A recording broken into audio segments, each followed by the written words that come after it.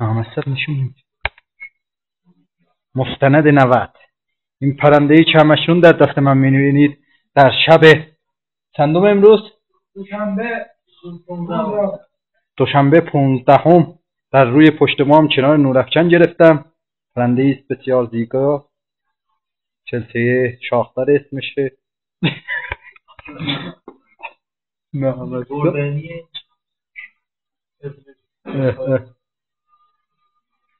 پرنده ای من اندازه روسیه‌ای ها نیستم بیام مستند درست کنم. بیا تو که میدونی جلو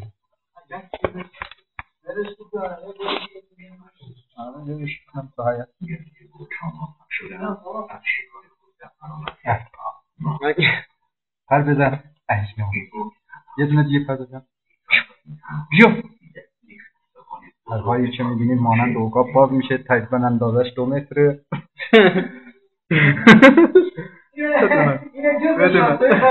اینو جزء شستایی یا حیوانات خطرناک شستایی.